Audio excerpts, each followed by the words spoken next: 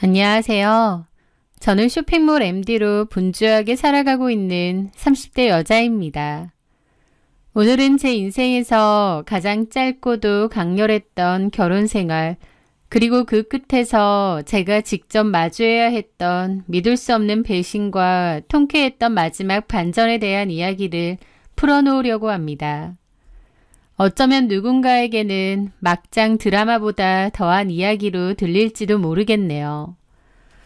제가 전 남편 하민태를 처음 만난 건 지인의 소개를 통해서였어요.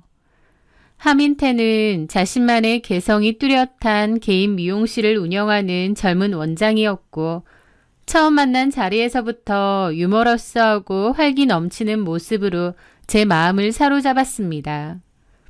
그 사람 특유의 긍정적인 에너지와 위트 있는 말솜씨 때문에 대화를 나누는 내내 시간 가는 줄 모르고 웃었던 기억이 나네요.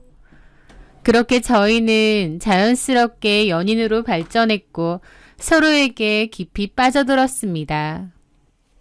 하민태는 결혼 전에 함께 살아보면서 서로를 더 깊이 알아가는 게 어떻겠냐고 제안을 하더라고요.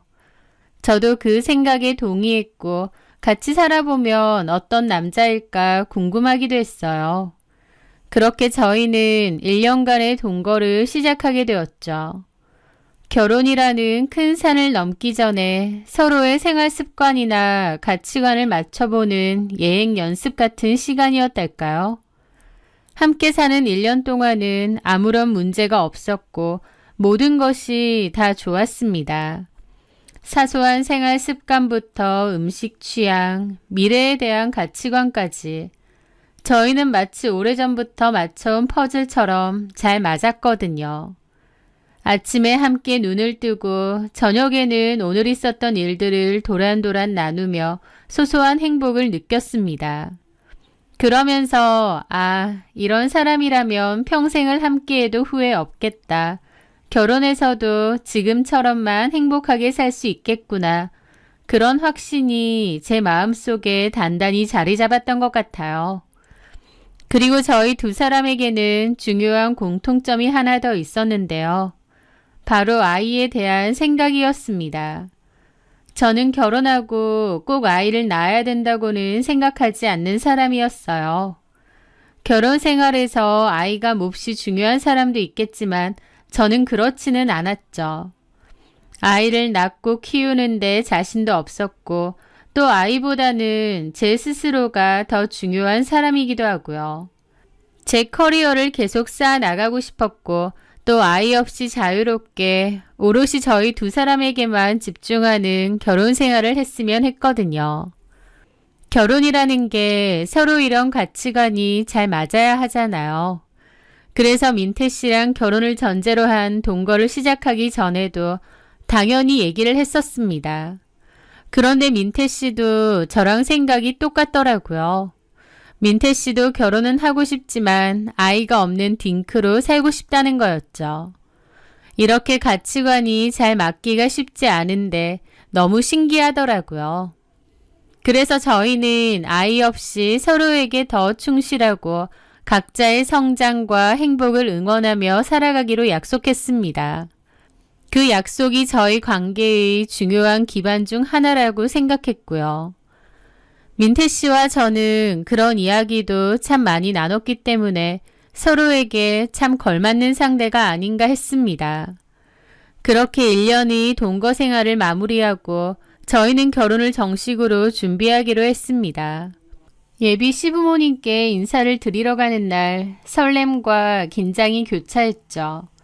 시부모님이 저를 좋게 봐주실까, 또 어떤 분들일까 긴장되더라고요.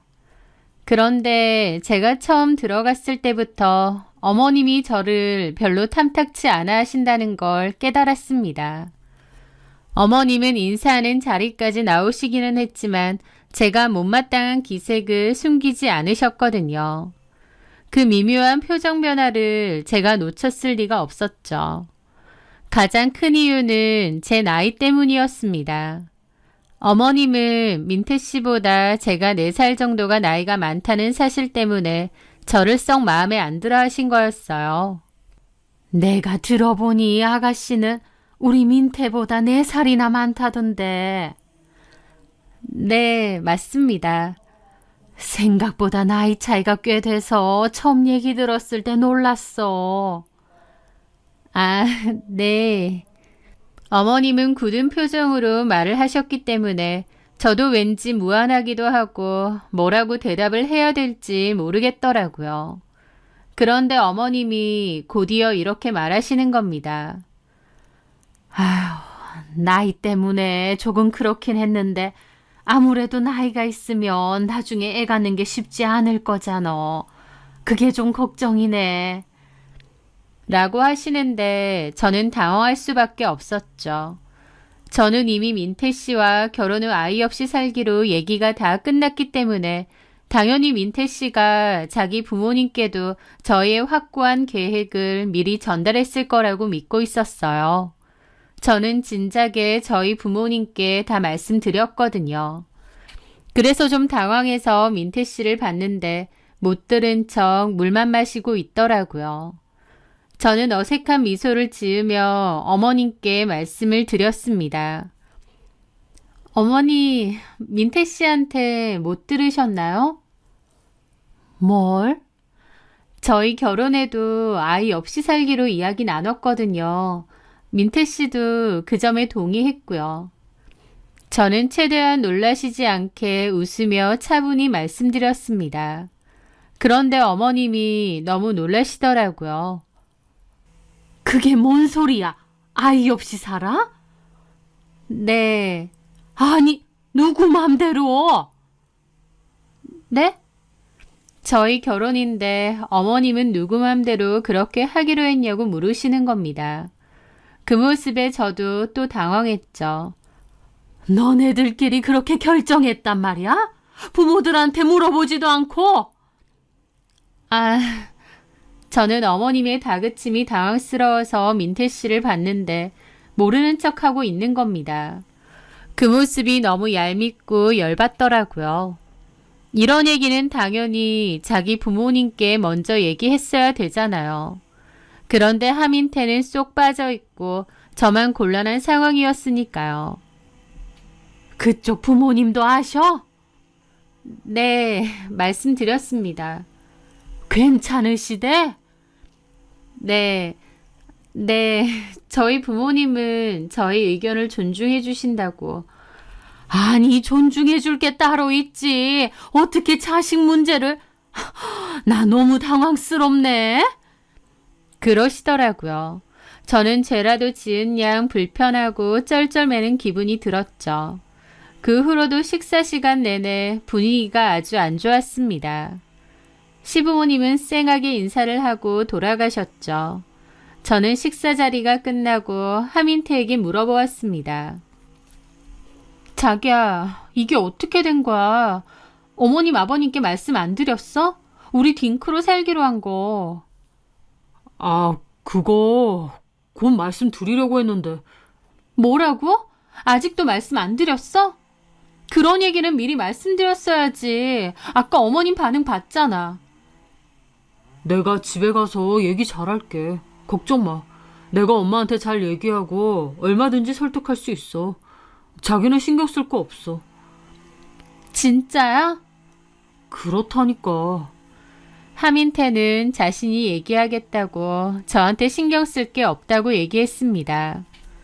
저는 그 상황이 너무 당황스럽고 곤혹스러운데도 그 남자는 좀 가볍게 받아들였죠. 저도 그때 그 일을 진지하게 받아들이고 확실히 짚고 넘어갔어야 했는데 하민태가 한다고 하니 하겠지 했습니다. 그 아니람이 결국 모든 문제의 시작이 될 줄은 꿈에도 모르고 말이죠. 어쨌든 그 결혼 준비 기간 동안 어머님은 아이 문제에 대해 더 이상 언급이 없으셨어요. 그리고 저희는 예정대로 결혼식을 올렸죠. 그러나 그 평화는 정말 잠시뿐이었습니다. 결혼하고 신혼생활이 시작된 지 얼마 되지도 않아 어머님께서는 본격적으로 손주 타령을 시작하셨거든요. 그날은 주말이었고 남편은 주말에 더 바쁜 직업이었기에 출근을 했습니다. 저는 혼자 집에 있는데 어머님과 아버님이 연락도 없이 갑자기 찾아오셨더라고요. 이 근방에 지나가면서 잠깐 들르셨다고 하면서요. 그런데 어머님 하시는 말씀이 정은아, 요즘 몸은 좀 어떻니? 컨디션 괜찮아? 네 나이도 있는데 바로 아기 가질 준비해야지. 때를 놓치면 안 된다. 그러시는 겁니다. 저는 어머님의 말씀에 너무 황당해서 말문이 막혔습니다. 네? 어머니, 그게 무슨 민태 씨한테 못 들으신 거예요? 뭘? 민태가 무슨 말을 해야 되는데? 그때도 말씀드렸지만 저희는 아이 안 갖기로 했는데 제 말에 어머님은 못 들을 말이라도 들은 양 미간을 확 찌푸리시더라고요. 뭐야? 아니 너 아직도 그런 소리를 하니? 내가 그때 그건 좀 아닌 것 같다고 하지 않았니? 그리고 나서 민태도 그렇고 너도 그렇고 아무 말 안 하길래 그냥 아이 갖기로 마음 바꿨나 보다 그랬는데 갑자기 무슨 뚱딴지 같은 소리야? 라면서 버럭 소리를 지르시는 겁니다. 그러면서 너 생각 고쳐먹어라. 누구 맘대로 남의 집 귀한 데를 끊을 생각을 해. 그럴 줄 알았으면 내가 너랑 민태 결혼 안 시켰지. 그러면서 역정을 내시는 겁니다. 저는 어머님의 화내는 모습에 잠시 할 말을 잃었습니다. 남편이 결혼 전 분명히 말하겠다고 했는데 또 얘기를 안 한 거예요. 일부러 안 한 건지 정말 까먹은 건지는 모르겠지만요. 저는 남편을 불러서 얘기를 하자고 했고 남편은 일을 하다 말고 급하게 집으로 오게 되었습니다. 남편은 집에 오자마자 저와 어머님 사이에 그 안 좋은 감정을 눈치챈 듯 눈치를 좀 보는 것 같더라고요. 자기야, 어머님께 왜 말씀 안 드렸어? 분명히 말씀드린다고 했잖아. 아니, 너네 진짜 애 안 갖기로 한 거야? 내가 그러면 이 결혼을 왜 시켜? 그러자 남편은 우물쭈물 말하더라고요. 엄마, 그게 우리 아이 안 갖기로 한 거 맞아. 내가 말했어야 되는데. 아니 그러니까 누구 맘대로 왜 니들끼리 그런 결정을 해? 우리 결혼이니까 우리가 결정하죠. 그거 네 생각은 맞아? 정은이 얘가 그러고 싶다니까 너도 따라가는 거 아니야? 너 아기 좋아했잖아. 아니야, 나도 아기 별로야. 그러면서 엄청 두루뭉술하게 마지못해 딩크를 하는 것처럼 대답을 하는 겁니다. 그걸 지켜보는 저는 속이 뒤집혔죠. 왜냐면 저랑 둘이서 얘기할 땐 남편도 저만큼이나 확고한 딩크였거든요. 그런데 어머님 앞에서 남편 태도는 저 때문에 어쩔 수 없이 딩크를 하겠다는 그런 우유부단한 태도인 겁니다. 자기야, 어머님께 확실히 말씀드려. 아이고 내 팔자야. 이게 다 뭔 일이니? 하시며 그 자리에서 뒷목을 잡고 쓰러지는 신용까지 하셨습니다. 옆에 계시던 아버님도 한숨을 푹 내쉬시며 아무리 그래도 이건 아닌 것 같다. 결혼했으면 애가 있어야지. 그리고 결혼 전에도 니네 엄마가 분명히 말했잖아. 그래놓고 결혼 후에 말을 바꿔? 이러는 법이 어딨냐? 라며 어머님 편을 드셨어요. 저는 억울했습니다.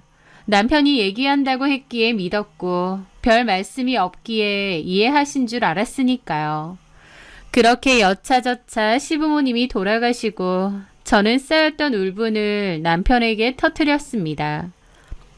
아니, 어떻게 그렇게 중요한 걸 아직까지 제대로 말씀 안 드릴 수가 있어? 내가 그때 말씀드리라고 했고 자기가 분명히 말씀드린다며. 자기가 얘기 안 해서 내가 얼마나 난처하고 당황스러운지 알아? 그랬더니 기껏 한다는 대답이 미안 자기야. 내가 바쁘고 결혼 준비 때문에 정신이 없어서 깜빡했던 것 같아. 라는데 진짜 혈압 오르더라고요. 결혼해서 중요한 계획 중 하나인 자녀 계획, 그것도 아이를 낳지 않겠다는 중대한 결정을 부모님께 알리지 않고 깜빡했다니요. 그것도 어머님이 진작에 그렇게 노발대발 하셨는데요. 그 순간 저는 남편에 대한 깊은 실망감과 함께 앞으로 닥쳐올 시련을 예감하지 않을 수 없었습니다. 아니나 다를까 그날 이후 시어머니의 집요하고도 무차별적인 임신 압박이 시작되었습니다. 어머님은 매일같이 전화해서 애를 낳아야 집안이 화목하고 여자가 대접받는다. 나도 남들처럼 손주재롱 보는 게 소원이다. 손주 안겨주는 게 이 시부모에 대한 마지막 효도다라며 저를 들들 볶으셨거든요. 심지어는 출산 장려 다큐멘터리나 온갖 육아 예능 프로그램 클립 영상을 시도 때도 없이 제 메신저로 보내시며 저를 세뇌하려고 하셨습니다.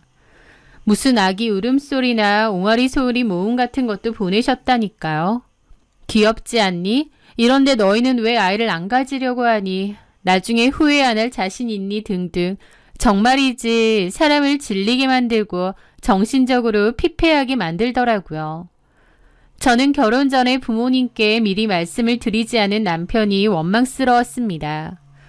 결혼 전에 시부모님께 충분히 말씀드리고 그래도 시부모님이 이 결혼은 안 된다고 반대하셨으면 차라리 저희도 결혼은 미루고 좀 더 시간을 가졌을 것 같아요. 그 사이에 시부모님을 설득해보거나 안 되면 각자 갈 길을 갈 수도 있었겠죠. 하지만 남편이 아무 말도 하지 않은 탓에 어머님은 애먼 저만 달달 볶고 계신 거였습니다. 제가 아이를 낳고 키울 자신이 없기에 아이 없는 삶을 살겠다고 선택한 건데 어머님이 그렇게 저를 들들 볶으며 아이 가지라고 재촉을 하시니 오히려 더 반발심만 생기고 화도 나더라고요. 지칠 대로 지친 저는 당연히 남편에게 어머님 좀 말려보라고 했습니다. 자기야, 어머님이 자꾸 수시로 연락해서 아이 가지라고 사람을 너무 힘들게 하셔. 자기가 어머님께 확실히 좀 얘기해줘. 당신이 아들이잖아. 나도 그만하시라고 얘기 안 한 건 아닌데 자기도 겪어봐서 알지만 우리 엄마 성격 알잖아. 내가 괜히 말했다가 더 시끄러워질 수도 있고. 라면서 회피를 하려고 하는 겁니다. 황당하더라고요. 그럼 나는 어쩌라는 거야? 사실 자기가 어머님 아버님께 제대로 말씀 안 드려서 이렇게 된 거잖아. 그럼 자기가 해결해야 하는 거 아니야? 좀 자기가 알아서 요령껏 얘기 좀 하면 안 돼? 나 정말 중간에 끼어서 이러쿵저러쿵 하기 힘들어. 피곤해. 그러는 겁니다. 모든 책임을 저에게 떠넘기면서요. 그 순간 남편에 대한 큰 실망을 했죠. 진짜 내가 알아서 하라 그거지? 그래. 중간에 껴서 진짜 나만 곤란하네. 그래, 좋아. 남의 일인 양 귀찮아하면서 저보고 다 알아서 해결하라기에 저도 폭발하고 말았습니다. 그래서 저는 시어머니께 그동안 참아왔던 말을 단호하게 쏟아냈습니다. 어머님, 죄송하지만 저도 분명히 말씀드릴게요. 자꾸 이런 전화도 하지 마시고 아이 가지라고 설득하는 말씀도 그만하세요. 저희 절대로 아이 안 가질 겁니다. 이게 저희 부부의 최종 결정이에요. 누구 맘대로 너 기어코 이 남의 집 귀한 데를 끊어놓을 거야? 네가 뭔데? 어머님, 왜 저한테만 그러세요? 어머님 아들도 똑같이 동의한 일인데요. 내 보기엔 민태는 아닌데 너 때문에 억지로 아이 안 갖겠다고 하는 것 같더라. 내가 이럴 줄 알았으면 너랑 우리 민태 절대로 결혼 안 시켰지. 나이도 많고 애는 안 가진다고 그러고 고집은 새심줄보다 더하고 너랑 결혼시킨 거 땅을 치고 후회한다. 저도 마찬가지입니다. 어머니께서 이렇게까지 저희 결혼 생활에 간섭하시고 막말하실 줄 알았으면 저도 민태 씨랑 결혼하는 거 다시 생각했을 거예요. 뭐야? 이 싸가지 없는 게? 싸가지요? 어머니야말로 말씀이 너무 지나치신 거 아니에요? 제가 왜 어머님한테 싸가지 없다는 소리까지 들어야 해요? 그럼 네 지금 행동이 옳은 거니? 우리는 손주 바라는데 네 마음대로 손주는 없다. 기대도 하지 마셔라. 말씀도 하지 마셔라. 그러는 게 싸가지 없는 행동이 아니냐고. 당신 아들도 똑같이 그러기로 했다는데 저만 싸가지 없고 나쁜 년을 만드시더라고요. 결국 그렇게 어머님과 저는 서로에게 씻을 수 없는 상처를 주는 말을 주고받으며 한바탕 싸우게 되었습니다. 그리고 어머님과 제 사이는 돌이킬 수 없을 정도로 틀어져 버렸죠. 저는 그날 이후로 시댁의 발길을 완전히 끊었고 그 일은 당연하게도 남편과 저의 관계에도 깊은 골을 만들었습니다. 저희는 하루가 멀다 하고 그 문제로 언성을 높이며 싸우게 되었죠. 남편은 저보고 자기 엄마한테 사과하라고 했고 저는 싫다고 했습니다. 그리고 나중에 남편은 차라리 부모님 말씀 들어서 아이를 가지자고 하는 거예요. 아이 안 가지고 살기로 결심했다고 할 땐 언제고 바로 말을 바꿔서 아이 가지자고 저를 설득하려 하더라고요. 그런 남편의 태도에 저는 더할 나위 없이 큰 실망도 하고 정도 떨어졌습니다. 그렇게 저희의 결혼 생활은 시작한 지 고작 6, 7개월 만에 회복 불가능할 정도로 금이 가기 시작했습니다. 집안에는 웃음소리 대신 냉랭한 침묵과 서로를 향한 원망만이 가득했죠. 한때는 서로 없이는 못 살 것 같던 저희였는데 말이에요. 결혼 1년이 될 무렵에는 저희는 같은 공간에 있으면서도 서로 투명인간 취급하며 대화조차 거의 하지 않는 사이가 되었고 결국 합의하에 이혼을 결정하게 되었습니다. 상처밖에 없는 결혼 생활, 더 이상 같이 살 이유가 없어진 거죠. 저도 그 결정이 서로를 위해 최선이라고 생각해서 담담하게 협의를 했는데 이혼이라는 게 서류 한 장 제출한다고 해서 바로 땡 하고 끝나는 게 아니더라고요. 법적으로 최소한의 숙려기간 혹은 조정기간이라는 게 필요했으니까요. 그래서 조정기간을 가지고 있었는데 바로 그 이혼 조정기간에 저는 하민태라는 인간의 추악하고 이기적인 민낯을 똑똑히 마주하게 되었습니다. 남편이 아직 법적으로는 제 남편이었던 그 인간이 알고 보니 바람을 피우고 있다는 충격적인 사실을 알게 된 거였죠. 남편의 바람 상대는 다름 아닌 남편이 운영하는 미용실에서 디자이너로 일하고 있다는 조윤미라는 여자였습니다. 저도 미용실 갔을 때 몇 번 마주친 적도 있는 여자였죠. 그 사실을 알게 되고 기가 막히고 온몸의 피가 거꾸로 솟는 것 같았습니다. 남편은 저랑 사이가 틀어진 후에 그 여자랑 내연의 관계를 시작한 것 같고 저랑 이혼 합의를 하기로 했고 조정기간을 갖는 그 시간을 못 참고 대놓고 다니다가 저한테 딱 들킨 겁니다. 아무리 우리 관계가 끝났다고 해도 아직 이혼 조정기간이기에 법적으로는 부부관계가 정리되지 않은 상태잖아요. 그런데 버젓이 다른 여자와 놀아난다는 사실에 치가 떨렸습니다. 남편에게 이 사실을 따져 물으니 그는 눈 하나 깜짝 안 하고 뻔뻔하게도 이렇게 말하더군요. 우리 이미 마음 떠났고 정상적인 부부 사이 아니었잖아. 그런데 그게 뭐 그리 큰 문제라고 그래? 너도 곧 남남 될 건데 신경 꺼. 정상적인 부부 사이가 아니면 아직 부부관계가 끝나지도 않았는데 다른 여자와 연애를 보란듯이 해도 괜찮다는 걸까요? 게다가 제가 뒤늦게 안 것뿐이지 이미 저랑 이혼 얘기 나오기 전부터 그 여자랑 불륜을 하고 있었잖아요. 저와의 이혼이 모두 끝나고 만나던지 뭘 하던지 조정기간인데도 다 끝났다며 이제 숨기지도 않고 연락하고 만나다가 걸린 거였죠. 그 황당하고 파렴치한 태도에 기가 막혔고 저는 상간녀 위자료 소송을 걸겠다고 선언했습니다. 그 소식을 들은 남편과 어머님은 마치 약속이라도 한 듯 번갈아 저에게 전화해서는 차마 입에 담을 수도 없는 온갖 쌍욕과 저주를 퍼부었습니다. 어차피 갈라설 건데 왜 이렇게까지 더럽게 일을 만드냐, 독한 년, 돈에 환장했냐 등등 그들의 반응은 제 분노에 기름을 부을 뿐이었어요. 게다가 저랑 이혼 얘기 나오고 나서 만남이 진행됐다고 박박 우기는 거예요. 그래서 저도 어차피 이렇게 된 거 진흙탕 싸움이라도 하겠다 생각했죠. 저는 곧바로 증거를 찾기 위해 그 조윤미라는 여자의 SNS를 샅샅이 뒤지기 시작했습니다. 요즘 세상에 SNS만큼 확실한 증거 창고도 없으니까요. 그리고 저는 그곳에서 제 눈을 의심할 만한 그들의 파렴치함을 만천하에 증명할 증거들을 어렵지 않게 찾아낼 수 있었습니다.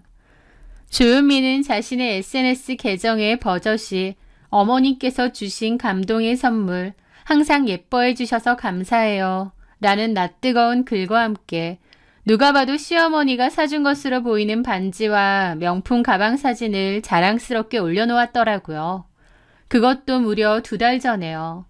심지어 시부모님, 하민태, 그리고 자신 이렇게 넷이서 마치 진짜 한 가족이라도 된 것처럼 팔짱을 끼고 환하게 웃으며 찍은 사진까지 보란듯이 게시해 놓았습니다.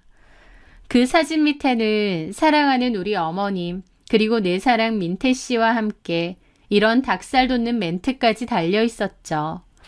저는 그 모든 게시물을 하나도 빠짐없이 날짜와 시간이 나오도록 캡처했습니다. 이것들이 바로 그들의 뻔뻔하고 부도덕한 관계를 입증할 명백한 증거들이었으니까요. 그렇게 모든 증거를 확보하고 상간소송을 제기하자마자 예상대로 시어머니에게서 전화가 걸려왔습니다.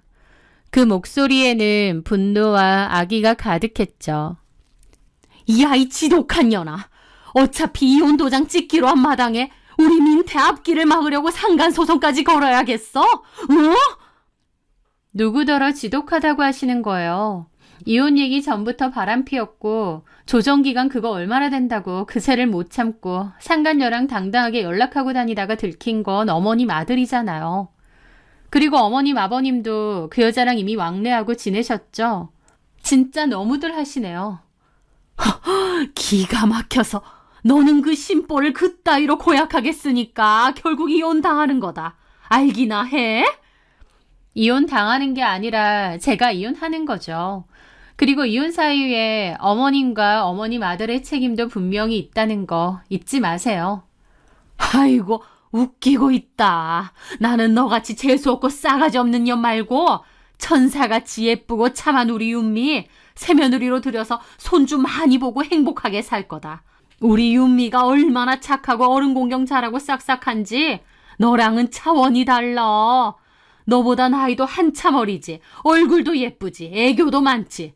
진짜 너 같은 뻣뻣한 나무 조각이랑 비교하는 것 자체가 우리 윤미한테 미안할 지경이다. 우리 민태가 진작에 너 같은 거 말고 윤미랑 만났어야 했는데 너 같은 악독한 거랑 엮여서 이게 다 무슨 고생이야.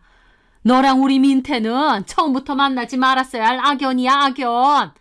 나는 우리 착한 윤미 며느리로 얻어서 토끼 같은 손주들 줄줄이 낳고 오순도순 행복하게 살 거다.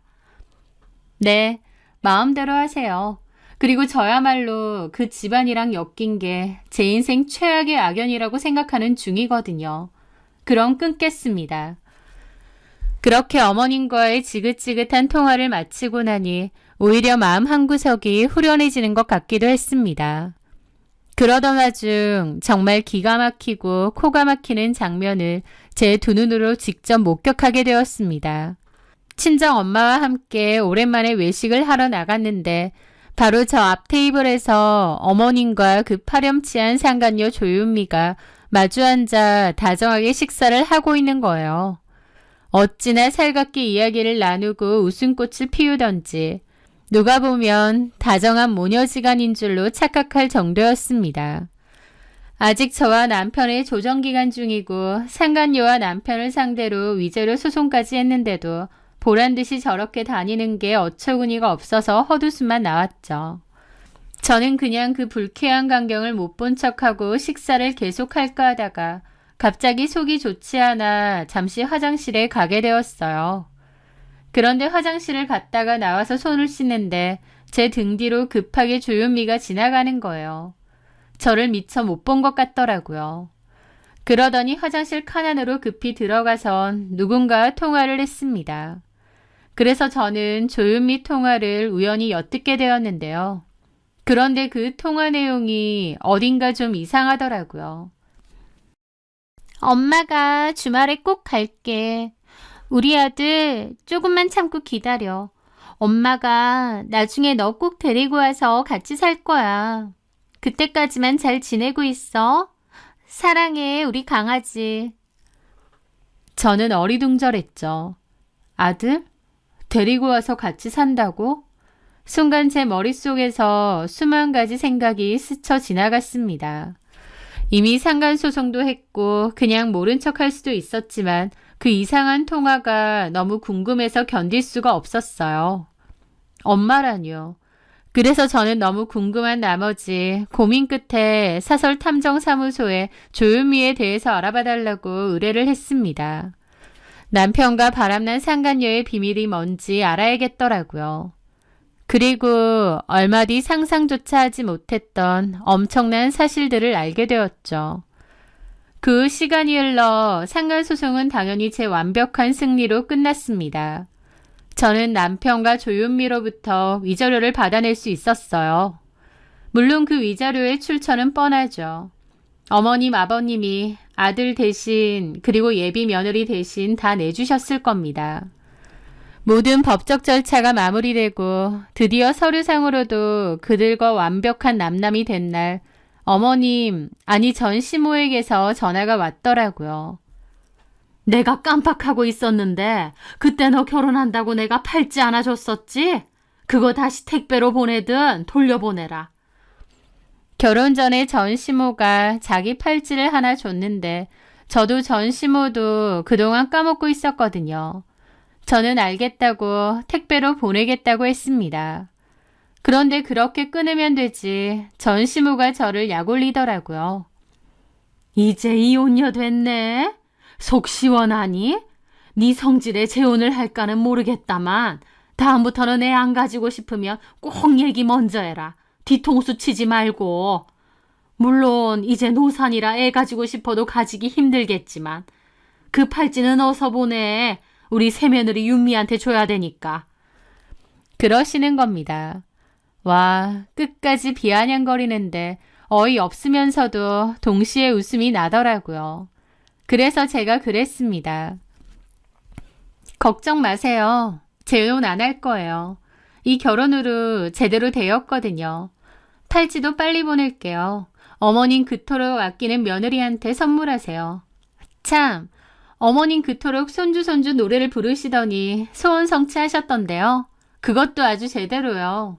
미리 축하드려도 될까요? 하민태가 재혼도 하기 전에 손주가 벌써 그렇게나 많이 생기셨다면서요? 전 시모는 당연히 제 말이 무슨 뜻인지 모르겠죠. 저더러 지금 뭔 소리 하느냐며 꿈꾸냐고 하시더라고요. 그래서 저는 웃으며 차분하게 그리고 아주 또렷하게 말했습니다. 모르셨어요? 어머님이 말하던 그 천사표 새며느리 조윤미 씨요. 그 여자 과거에 이혼을 2번이나 했고 그 사이에 애가 각자 하나씩이던데요. 애들은 2명의 전 남편들이 하나씩 맡아 키우고 있다던데. 그 젊은 나이에 벌써 이혼 2번의 애 2이라니 대단하네요. 조윤미가 하민태랑 재혼하고 애 데리고 올 계획도 있는 것 같던데. 어머님이 그렇게 애타게 원하시던 손주 공짜로 그것도 1명도 아니고 2이나 한꺼번에 생기셨으니 얼마나 좋으시겠어요. 비록 애아빠는 하민태가 아니지만요. 이제 평생 소원 푸시고 그 예쁜 며느님이랑 그리고 그 며느님이 데리고 올 손주들이랑 오순도순 행복하게 잘 사시면 되겠네요. 네, 그렇습니다.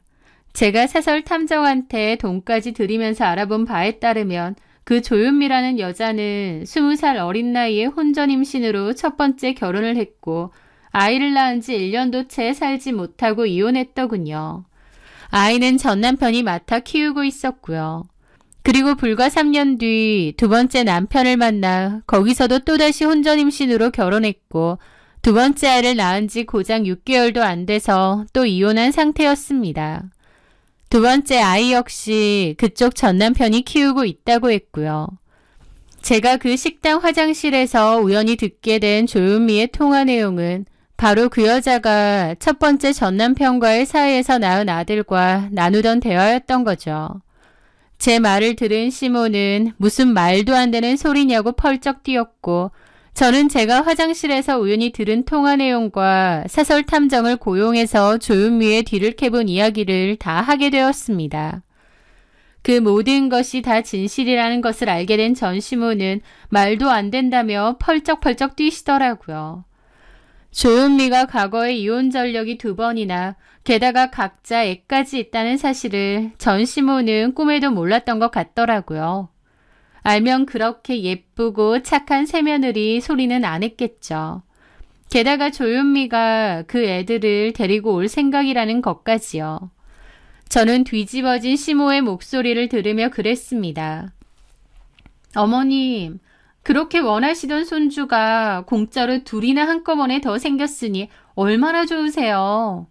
이제 그토록 바라시던 대로 손주들 재롱 보시면서 만수무강하시고 행복하게 잘 사세요. 어머님 저더러 신부 좋게 쓰라고 하셨죠? 어머님도 신부 좋게 쓰셔서 조윤미가 데리고 올 아들들 친손주처럼 생각하시고 잘 돌봐주세요. 그럼 저는 이만 들어가겠습니다. 하고 제 마지막 인사를 정중하게 건네고 전화를 끊었습니다. 그런데 여러분, 여기서 끝이 아니었어요. 제가 그 지인을 통해 듣게 되었는데요. 제가 모든 사실을 다 밝힌 후에 전시모도 당장에 조윤미에게 사실 확인을 했나 봅니다. 조윤미는 그 모든 게 다 맞다고 한 모양이고 전시모는 당장 우리 아들하고 헤어지라고 했던 것 같았죠. 그런데 조윤미는 이미 하민태의 아이까지 임신한 상태였습니다. 그 여자는 혼전 임신이 특기이자 취미인가 봐요. 애까지 가진 마당에 못 헤어진다고 버틴 모양이고 결국 하민태랑 조윤미는 시부모님의 반대에도 불구하고 재혼도 하기로 했나 봐요. 그리고 조윤미의 아이들도 데리고 오겠다고 한 모양이더라고요. 그걸로 조윤미랑 전시모는 한바탕 하고 전시모는 뒷목 잡고 넘어갔다고 하더라고요. 전시모는 그토록 노래를 부르던 친손주를 드디어 보게 되었지만 동시에 과거가 복잡한 며느리와 그 며느리가 과거에 낳았던 2명의 덤 손주들까지 세트로 얻게 되신 거였습니다. 그 집이 쑥대밭이 되었다는데 과연 그 집안이 이번에는 이혼이라는 파국 없이 잘 헤쳐나갈 수 있을지 모르겠네요. 물론 그건 제가 더 이상 신경 쓸 바는 아니지만요. 저랑 이혼이 마무리되기도 전에 남편 상간녀를 그렇게 예뻐하고 천사 같은 며느리 어쩌고 하더니 그 천사 같은 며느리가 친 뒤통수의 맛이 어떠셨는지 궁금하네요. 그리고 우유부단 그 자체였던 전남편 하민태. 지금 돌이켜보면 하민태는 저처럼 딩크에 대해서 확고한 인간도 아니었던 것 같습니다. 그저 제가 딩크를 원하니 자기도 그러자고 했던 것 같고 어머님이 아이 가지라고 하니 또 그러자고 말을 바꾸는 그런 줏대 없는 인간일 뿐이었던 거죠. 우유부단하고 줏대 없이 그렇게 굴더니 이제는 이혼 전적이 2번이나 있는 와이프의 애들까지 데리고 와 키우게 되고 참 하민태에게 걸맞는 결말이 아닌가 싶네요. 돌이켜보면 참 사람 인연이라는 게 얼마나 허무한지 그리고 말 한마디, 진심 없는 행동 하나가 얼마나 큰 상처를 남기는지 뼈저리게 깨달았던 시간이었습니다. 참 힘든 시간이긴 했지만 또 인생 공부했다고 생각하며 훌훌 털어버리려고 해요. 제 길고도 험난했던 결혼과 이혼 이야기 끝까지 들어주셔서 정말 감사합니다.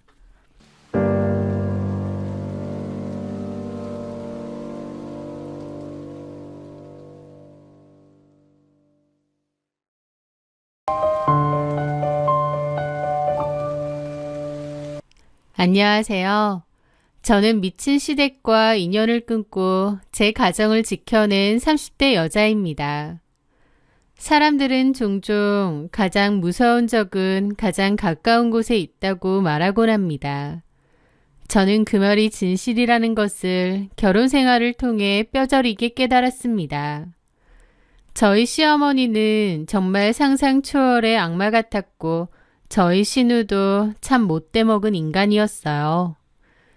그나마도 제 남편은 그들과 달리 착하고 생각도 바르고 저를 위하는 사람이었기에 그 엄청난 일을 겪고도 시댁하고는 인연을 끊었을지언정 결혼 생활은 끝내지 않을 수 있었습니다.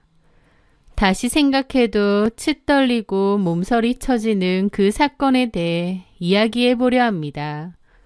제 남편은 소위 개천에서 용난 케이스였어요. 남편은 어릴 때부터 공부를 굉장히 잘했다고 했고 현재는 한 로펌에서 변호사로 일하고 있습니다. 저는 남편과 대학교 때 단체 미팅으로 만났어요. 솔직히 별 기대 없이 친구들과 재미삼아 나간 단체 미팅이었습니다. 시끄러운 호프집이었는데 거기서 그 남자를 보게 된 거죠. 어쩌다 보니 그와 나란히 앉게 되었고 저희는 다른 사람들의 소란을 뒤로한 채 둘만의 대화를 나누게 되었습니다. 그는 제 전공이나 꿈에 대해 진지하게 물어봐 주었고 저는 그의 지적인 눈빛과 차분한 말투에 끌렸습니다. 그는 법학과를 다니고 있었는데 변호사가 꼭 될 거라고 했죠. 돈을 잘 벌거나 사회적인 성공보다는 자기 가족에게 안정적인 울타리가 되어주고 싶다고 했는데요.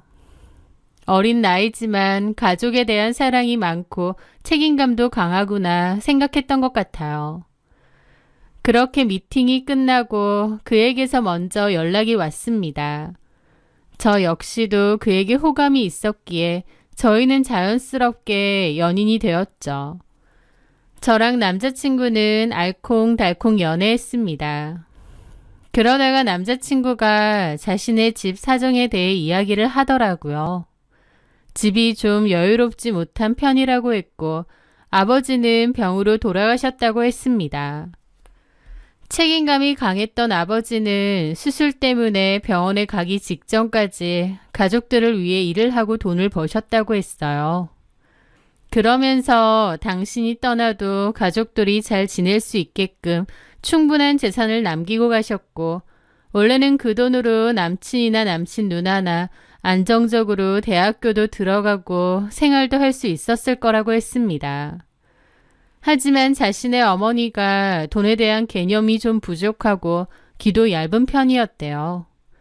친척들이나 친구들한테 돈을 빌려주거나 투자 권유에 함부로 투자를 하는 등 이래저래 돈을 많이 날렸다고 했죠.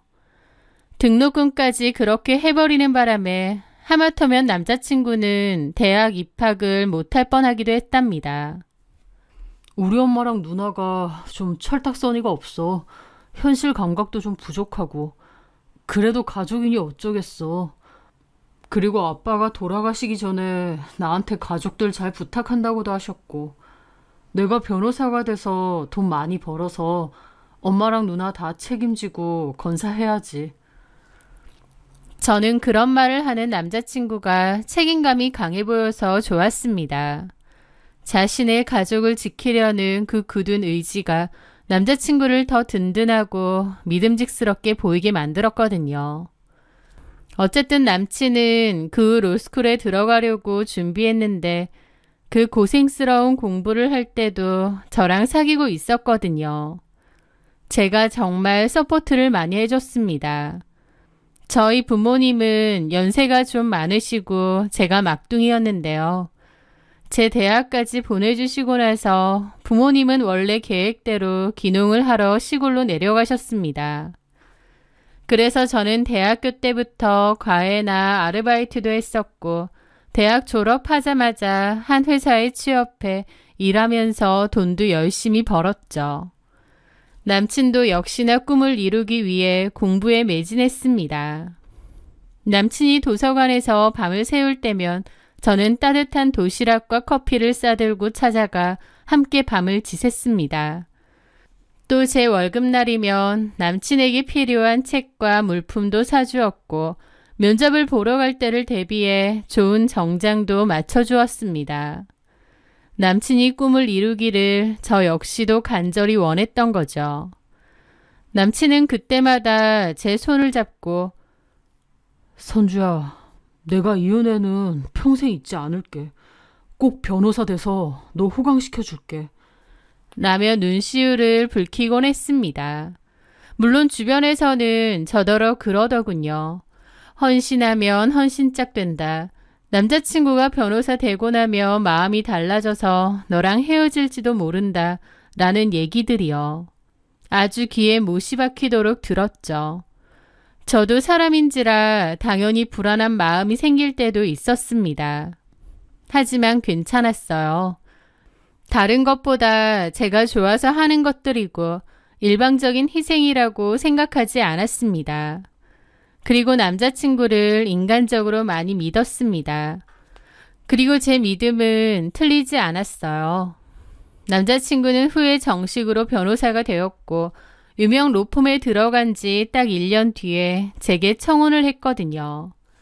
남친은 사귀는 동안 저에게 늘 고마웠고 당당한 모습으로 저에게 청혼할 순간만을 기다렸다고 하더라고요. 남친은 책임감도 의리도 강한 사람이었습니다. 남친 말로는 돌아가신 아버지랑 자기가 비슷한 성격이라고 했죠. 그런 듬직한 모습만으로도 너무 좋은 배우자감이라고 생각했어요. 그렇게 남친은 저에게 결혼을 하자고 했고 저도 당연히 좋다고 했습니다. 행복한 마음으로 양가의 인사를 드리고 본격적으로 결혼을 준비를 하기로 했죠. 그런데 예상치 못하게 남자친구의 어머니가 갑자기 저를 반대하셨어요. 어머님은 저희가 사귀는 사실을 진작에 알고 계셨고 심지어 사귀는 동안에 만나뵌 적도 있었습니다. 그때는 아무 얘기도 없으셨고 오히려 제가 뒷바라지 한다는 말에 기특해 하시기도 했거든요. 그런데 막상 저랑 진짜 결혼한다고 하니 며느리로서 제가 성에 차지 않으셨던 것 같습니다. 저희가 결혼 소식을 전하기 위해 찾아간 날 어머님의 반응은 차갑기 그지 없었거든요. 무슨 결혼을 이렇게 서둘러서 해? 자리 잡고 천천히 해도 되는 것을. 엄마, 왜 그러세요? 저 변호사 되고 나면 바로 선주랑 결혼한다고 여러 번 말씀드렸잖아요. 그리고 그동안 선주가 제 뒷바라지를 얼마나 해줬는데요. 아니, 그거야 네가 변호사 되면 선주도 남는 장사니까 미래를 보고 투자한 거 아니겠니? 뭐 그렇게 순수한 마음은 아니었을 거 아니야. 제가 남자친구를 위해서 또 사랑해서 기다리고 헌신했던 마음을 투자로 매도하시더라고요. 남친은 그 말에 자기가 더 기분 나빠하면서 말씀 함부로 하지 마시라고 했고 어머님도 아들 눈치가 보이는지 더 이상은 말하지 않으셨습니다. 남자친구는 저에게 미안하다고 했지만 저는 어머님이 이렇게 저를 마음에 안 들어 하신다는 사실만으로도 충격이 컸죠. 흔쾌히 결혼 허락을 하실 줄 알았는데 그게 아니었던 거니까요. 게다가 나중에 저한테 따로 연락하셔서는 한번 만나자고 하셨어요. 창민이한테는 말하지 말라고 하시면서요. 그렇게 밖에서 만나게 되었는데 남친의 누나도 같이 나왔더라고요. 그리고 그 두 사람은 노골적으로 결혼을 반대하면서 저를 깎아내리시는 겁니다. 남친이 이제 번듯한 변호사고 유명 로펌 들어가서 돈도 잘 버는데 마음만 먹으면 얼마든지 잘 사는지 더 잘난 여자를 며느리로 맞이할 수 있다고. 창민이를 생각하면 더 좋은 조건의 여자를 만날 수 있게 행복을 바래줘야 되는데 제가 너무 욕심을 부리는 거 아니냐고 하시는 거예요. 어머님도 어머님이지만 남친 누나는 더더욱 말을 직설적으로 막 하는 겁니다. 솔직히 우리 창민이 앞길에도 도움이 될 만한 여자가 며느리로 들어오는 게 맞다고 생각하지 않아? 우리 창민이가 워낙 책임감도 강하고 의리가 있어서 선주 너한테 프로포즈도 한 것 같은데 양심이 있으면 네가 거절해야지. 막말로 선주 네가 우리 창민이를 위해서 뭘 해줄 수 있는데? 우리 창민이 사무실을 차려줄 수 있어? 아니면 앞길에 도움이 돼줄 수 있어? 라더군요. 저한테 막 따지는데 좀 어이없었죠. 제가 남자친구와 사귀는 동안에는 언니랑 잘 지냈었습니다. 가족 같은 사이라고 생각했기에 언니한테 주라면서 선물도 종종 보내주기도 했고요. 언니가 취업한다고 했을 때 면접용으로 쓰라고 구두 상품권도 줬었고 아이패드도 선물해 준 적 있어요. 그 외에도 이래저래 선물도 많이 하고 잘 지냈습니다. 그때는 고맙다면서 내 동생이 여자친구 하나는 잘 뒀다 어쩐다 했었는데 이제 와서 제가 수준에 안 맞다고 자기 동생이랑 헤어지라는 거예요. 그 상황이 너무 비참하고 기가 막혔습니다. 내가 왜 이런 모멸감을 느껴야 되나 싶었죠. 저도 저희 집에서는 귀한 딸인데요. 그래서 남자친구에게 이별을 고했습니다.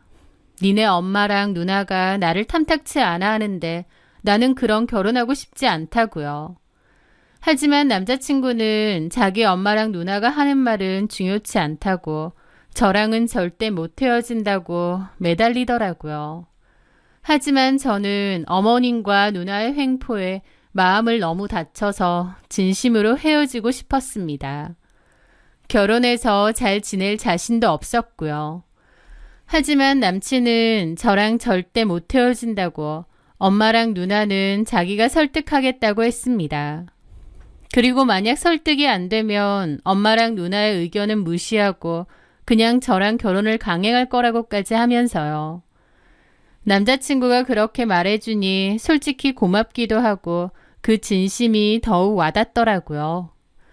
결국 남자친구는 무조건 저랑 결혼하겠다고 강하게 몰아붙였습니다. 허락 안 해주면 인연 끊겠다는 소리까지 하면서요.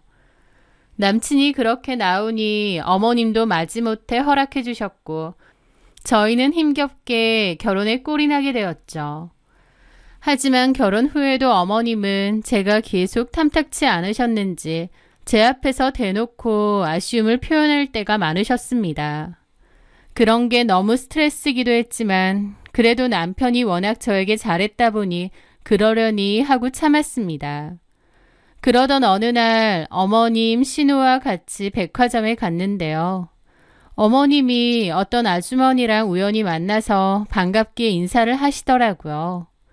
그 아주머니는 딸이랑 같이 있었는데 어머님이 특히 그 딸을 너무 좋아하고 반가워하는 겁니다. 나중에 알고 보니 어머님은 그 아주머니의 딸을 며느리로 삼고 싶었던 것 같더라고요. 그 아주머니네 남편이 대학 교수고 그 아주머니는 건물주라고 했습니다. 그 딸은 유학파 출신의 음대를 나왔고 현재는 큰 입시 전문 음악학원을 운영한다더라고요. 친정도 잘 살고 그 딸도 유학파 출신의 돈도 많은 데다 무엇보다 그 딸이 저희 남편에게 호감이 좀 있었대요. 저희 남편은 그 여자에게 관심 없고 저밖에 없었지만 저희 어머님 입장에선 너무 혹하고 아까운 며느리감이었던 거죠. 그러면서 제 앞에서도 노골적으로 그 딸을 칭찬하고 아쉬워하는 모습도 보이셨습니다. 신우까지 같이요. 아휴, 쟤는 언제 봐도 저렇게 세련되고 예쁘니. 가만히 있어도 분해가 난다. 진짜 부자니까 분해가 나겠지. 제가 우리 창민이한테 마음이 좀 있었는데 아휴, 둘이 잘 됐으면 얼마나 잘 어울릴까. 그러게 우리 창민이한테 의리의리한 변호사 사무실도 바로 차려줬을지도 몰라. 아휴, 그것뿐이겠니? 저 집에 돈이 얼만데. 아휴, 내 팔자야. 제 앞에서 그러시는 겁니다. 그러한 행동들이 너무 거북하고 기분도 나빴지만 괜한 자격지심 소리 들을까봐 그냥 가만히 있었습니다. 속으로 그 모든 게 너무 상처였어요. 결혼하고 나서도 어머님이 나를 며느리로 인정하지 않고 계속 아쉬워하신다는 게요. 가정의 분란을 일으키고 싶지 않아 남편에게도 말하지 않고 꾹꾹 참았지만 제 마음에는 상처가 차곡차곡 쌓였죠. 그러다가 신우도 그맘때 갑자기 결혼을 하게 되었습니다. 신우네 남편 될 사람은 회계사라고 했는데 집이 엄청 잘 산다고 하더라고요. 상대 남자는 신우보다 9살이 많다고 했습니다. 남자 쪽에서 결혼을 서둘러서 만난 지 3개월 만에 결혼을 했는데요. 남자 쪽 나이가 있다 보니 최대한 빨리 아이를 가졌으면 한다더라고요. 신우의 시댁과 남편이 신우에게 바라는 건 아이를 빨리 가지는 것뿐이라고 할 정도였습니다. 그래서 신우도 신혼 초부터 아이를 가지려고 부단히 노력했는데 아이가 잘 안 생긴다고 하더라고요. 그걸로 신혼 초반부터 난임센터 다니고 엄청 고생을 했습니다. 제가 볼 땐 남자 쪽 문제가 큰 것 같은데도 남자는 적극적으로 치료를 안 하고 신우 혼자만 죽어나는 느낌이었죠. 하지만 신우도 반드시 아이를 가지겠다며 인공수정도 하고 시험관도 하면서 적극적이었습니다. 그런데 공교롭게 그맘때 제가 먼저 임신을 하게 되었습니다. 신우가 그토록 아이를 원하는 상황에 제가 먼저 임신이 돼버리니까 분위기상 민망하기도 했죠. 하지만 저도 남편도 아이를 원했기에 기뻤습니다. 신우는 제가 임신했다는 걸 알고 속상해 하더라고요. 자기는 안 돼서 아등바등 하는데 저는 자연 임신으로 가졌다고요. 신우가 짜증도 많이 부리고 히스테리도 많이 부렸는데 스트레스가 심한가 보다, 많이 힘든가 보다 좋게 이해를 했습니다. 하여튼 그러던 와중 어머님이 저한테 보약을 보내셨더라고요. 저한테도 좋고 아이한테도 좋은 거라고 하시면서요. 저를 그토록 며느리로 인정하지 않으셨는데 이제 임신까지 했으니 이제야 완전히 며느리로 받아들이시는가 보다 해서 기분이 좋았습니다. 선주야, 내가 너 위해서 특별히 지어온 거다. 우리 대를 이을 귀한 손주인데 튼튼하게 태어나야지. 너도 몸보신 해야 되고 이게 여자 자궁 건강에도 그렇게 좋댄다. 아는 사람만 가는 곳이야. 얼마나 유명한지 예약하기도 힘들고. 그러면서 약을 꼭 잘 챙겨 먹으라고 하셨습니다. 그런데 유명하다고 하지만 딱히 한의원 이름도 없고 포장도 좀 이상하긴 하더라고요. 어쨌든 어머님이 저를 위해서 챙겨준 거다 보니 저도 초반에는 조금 챙겨 먹었습니다. 그런데 먹고 나면 속이 안 좋고 또 정체불명의 약이다 보니 먹는 동안에도 좀 찝찝하기도 하더라고요. 그래서 엄청 꼬박꼬박 열심히 먹지는 않았고 생각날 때만 한 번씩 먹게 되었습니다. 그런데 그맘때 사촌 언니가 집에 놀러 왔는데요. 제가 약 먹는 걸 보고 이런 걸 왜 함부로 먹느냐 그러더라고요. 사촌 언니는 약사인데 임신했을 때 한약 같은 건 웬만하면 함부로 먹지 말라고 당부를 하는 겁니다. 저도 가뜩이나 정체불명의 약이라서 먹어도 되나 싶었는데 언니 얘기 듣고 보니 좀 그렇더라고요. 그래서 일단 안 먹고 놔두었는데요. 어머님은 자꾸 얼마나 남았느냐, 남은 게 몇 개인지 사진을 보내라고 하시는 거예요. 다 먹으면 또 해주신다고요. 그래서 좀 먹은 척 몇 개를 빼서 사진을 보내드리곤 했는데 어머님을 속이는 것 같아서 죄송하기도 하고 곤란하기도 했죠. 그런데 그맘때 신우가 볼 일이 있어서 저희 집에 왔다가 그 약을 발견했습니다. 신우는 난임으로 스트레스를 많이 받아 무척 예민하고 지쳐 보였어요. 그런데 그 약에 관심을 가지더라고요. 어머 옳게, 이게 전에 엄마가 말했던 자궁 튼튼하게 해주는 그 약이야? 저는 맞다고 했는데 신우이는 자기는 왜 안 챙겨주냐며 대놓고 서운한 티를 냈습니다. 옳겐 좋겠다. 엄마가 이렇게 귀한 것도 챙겨주고. 나는 엄마랑 전에 한바탕 싸워서 그런지 이런 거 하나도 안 챙겨주네. 사실 그맘때 예민했던 신우하고 어머님하고 작은 다툼이 있어서 서로 연락을 잘 안 하고 있었을 때였거든요. 저는 그래서 아마 못 주신 것 같다고 그랬죠. 그랬더니 신우가 제게 그러는 것이었습니다. 옳케는 정크 건강하잖아. 솔직히 이런 거 안 먹어도 얼마든지 순산할 거 아니야. 나는 병원에서 자궁이 좀 약한 편이라고 하던데 이거라도 먹어야 할 것 같아. 이거 내가 먹어도 될까? 옳케는 다 먹었다고 하면 엄마가 또 사줄 거 아냐. 라는 겁니다. 저는 어차피 사촌 언니의 말 때문에 한약을 먹을 생각이 별로 없었고 그렇다고 어머님이 일부러 지어주신 건데 버리기도 좀 그랬거든요. 차라리 잘 됐다 싶었습니다. 그래서 흔쾌히 그러시라고 했죠. 알았어요, 형님. 필요하시면 이거 다 가져가세요. 저는 남은 한약을 전부 쇼핑백에 담아 신우에게 건넸습니다. 어차피 그 한의원에 제가 직접 가서 진맥받고 받은 맞춤 한약도 아니었기에 누가 먹어도 상관없을 거라고 생각했어요. 그냥 몸보신하는 보약 같은 거고 신우는 먹고 싶어 하니까요. 그리고 2, 3주 뒤에 신우는 열심히 먹고 있다면서 자기한테 약이 잘 받는 것 같다며 몇 개 안 남은 상자 사진을 찍어서 보내주었습니다. 저는 그 사진을 잘 먹고 있냐고 확인하는 어머님께 전달했고요. 그러고 또 얼마간의 시간이 지났는데 시댁에 물건 전해드릴 게 있어서 잠깐 들렀습니다. 그런데 어머님이 제 배를 보시더니 약은 잘 먹고 있는 거냐 다시 물으시더라고요. 저는 그냥 잘 먹고 있다고 뻥을 쳤죠. 그런데 어머님은 제 배를 뚫어지게 쳐다보며 좀 갸웃갸웃 하시더라고요. 뭐지 싶었지만 그냥 말았습니다. 그렇게 저는 물건 전해드리고 나왔어요. 그런데 나와보니 제가 소파에 지갑을 흘리고 나온 모양이더라고요. 놀라서 다시 시댁으로 들어갔습니다. 현관 비번은 알고 있었기에 누르고 들어갔는데 그 사이에 어머님은 안방에서 통화 중이시더라고요. 안방 문이 살짝 열려 있었고 저는 지갑만 챙겨 조용히 나오려고 했습니다.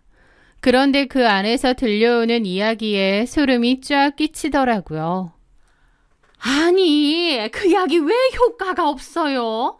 이거 효과 있는 거 맞아? 돈은 돈대로 받아놓고 지금 3주가 다 되어가는데 애 떨어질 기미가 안 보이잖아. 돈이 한두 푼 하는 것도 아니구만 효과가 뭐 이래요? 저는 그 자리에 얼어붙었습니다. 다 먹어가니까 다시 지으러 갈게요. 이번에는 좀 더 강하게 좀 지어요. 확실하게 먹으면 바로 떨어질 수 있는 걸로. 저는 이게 무슨 말인가 싶어 입을 틀어막았죠. 시어머니는 제가 온 줄도 모르고 계속 통화를 이어갔습니다. 저는 너무 놀라서 들고 있던 지갑을 떨어뜨렸죠. 그 바람에 어머님도 놀라서 저를 쳐다보시더라고요. 그 순간이 웬만한 공포영화보다 더 경악스럽고 무서웠습니다.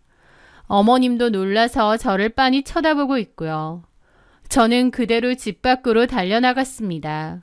충격이 너무 컸고 정신없이 집으로 달려갔죠. 집에 왔는데 충격과 소름이 가시지를 않는 겁니다. 그러니까 어머님이 나한테 준 약이 임산부 몸보신하는 보약이 아니라 애 떨어지게 만드는 그런 약이란 말인가? 진짜 너무 무섭고 화가 나더라고요. 내가 그렇게 마음에 안 들어서 뱃속에 손주까지 지우려고 작정하셨나 싶고요. 그 와중에 어머님은 계속 전화를 하셨고 저는 받지 않았습니다. 그랬더니 저희 집까지 한달음에 달려오셨더라고요. 저는 문도 안 열어드리려다가 뭐라고 하는지 드러나 보자 싶어서 열었습니다. 그랬더니 들어오시자마자 저보고 오해라면서 말도 안 되는 변명을 하시는 겁니다. 몸보신하는 약이 아니라 애 떨어지게 하는 약이라는 거 다 들었는데요? 그런데도 제가 오해한 거예요? 그거는 다른 약이고 너한테 준 거는 진짜 좋은 약이야. 어디 갖고 와봐라. 내가 지금 네 앞에서 당장 먹어볼 테니. 너 혼자 오해하고 왜 난리야?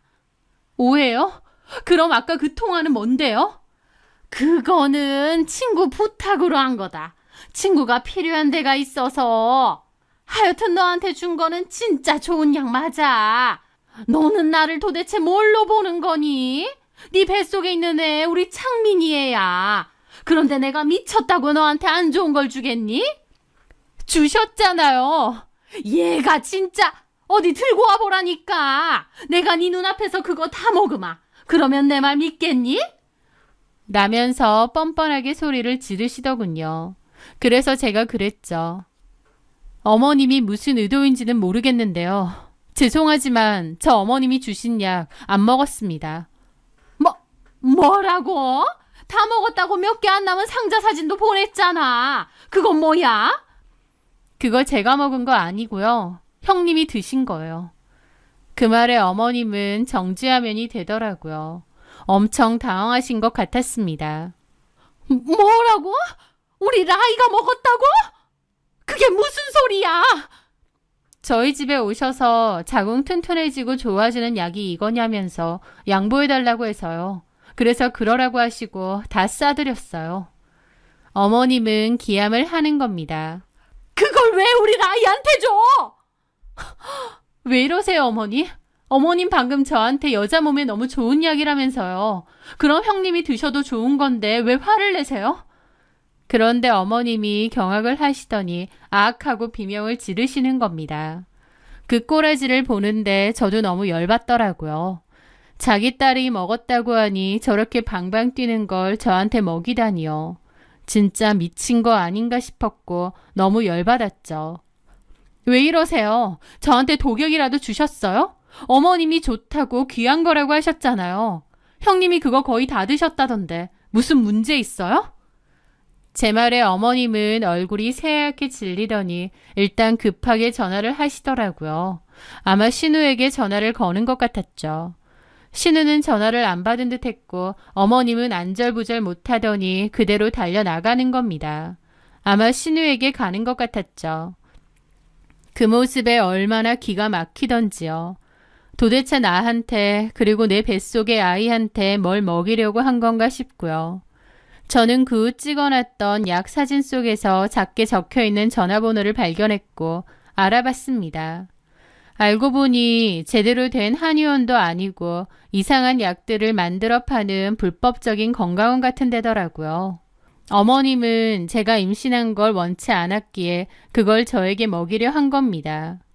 저는 이 모든 사실을 남편에게 말했고 남편도 몹시 경악했죠. 제 앞에서 무릎까지 꿇고 미안하다고 했습니다. 남편은 어머님에 대한 분노와 배신감으로 질려 있었죠. 어떻게 이런 짓을 벌일 수 있냐고요. 그리고 남편은 제가 그래도 몇 포 먹었으니 혹시 건강에 문제가 있는 건 아니냐 물었고 저는 최근 검진 갔다 왔는데 별다른 문제는 없다고 했습니다. 남편은 이성을 잃고 어머님에게 달려갔습니다. 그리고 한바탕 뒤집어 엎었다고 하더라고요. 도대체 왜 그랬느냐 물어보니 그 부잣집 딸이 아쉬워서 저랑 남편 이혼시키고 그 딸내미를 붙여주고 싶어서 그랬답니다. 사실 그 집 딸도 유학할 때 짧게 결혼했다가 이혼한 전력이 있기 때문에 그 집에서도 저희 남편이 이혼하고 오면 상관없다고 했다는 거예요. 며느리 바꾸고 싶어서 저한테 그 미친 약을 먹였던 거죠. 저희 남편 완전 뒤집어지고 어머님하고 인연 끊겠다고 했다더군요.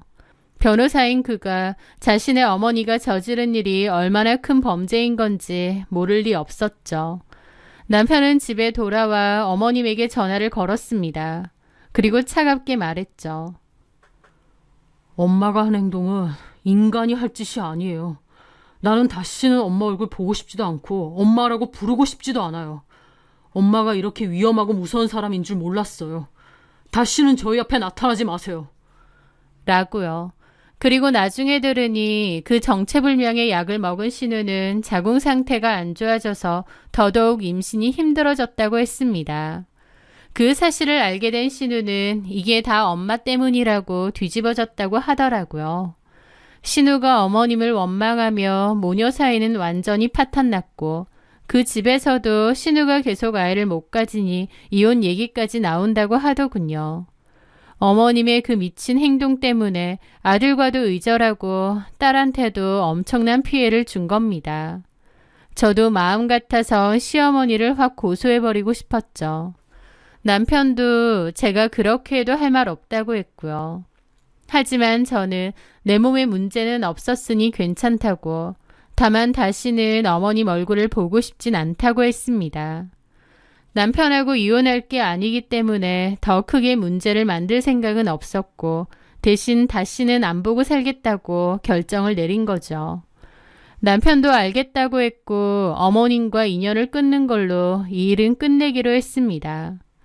그렇게 저는 시어머니도 신우하고도 더 이상 연락 안 하고 지냅니다.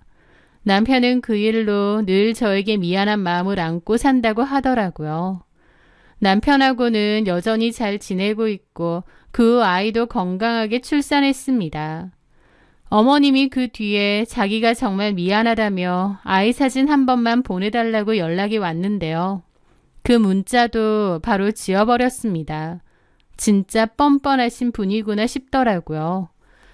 가끔 문득 그날의 일이 떠오르면 아직도 온몸에 소름이 돋습니다. 한 사람의 삐뚤어진 욕심이 자신의 핏줄인 손주를 해치려고까지 했다는 사실이 믿기지 않아서요. 돈이 무엇이기에, 욕심이 무엇이기에 사람을 그토록 악마로 만들 수 있는 걸까 궁금합니다. 결국 어머님이 저를 해치기 위해 준비했던 그 독은 고스란히 그녀의 딸에게로 향했지만요. 남을 저주하면 그 저주가 결국 자기 자신에게 돌아온다는 말이 이렇게 무섭게 실현될 수도 있구나 싶었습니다. 하지만 저는 이 모든 지옥 같은 일을 겪고도 저희 가정을 지킬 수 있었습니다. 남편은 자신의 어머니가 저지른 끔찍한 잘못 앞에서 저에게 진심으로 사과했고 무조건적인 제 편이 되어주었습니다. 그랬기에 저도 이혼까지는 가지 않았던 것 같고요. 어머님과 신우와의 인연은 끝났지만 지금 제 가정은 끝까지 잘 지키며 보란듯이 행복하게 살려고 합니다. 긴 제 이야기 들어주셔서 감사합니다.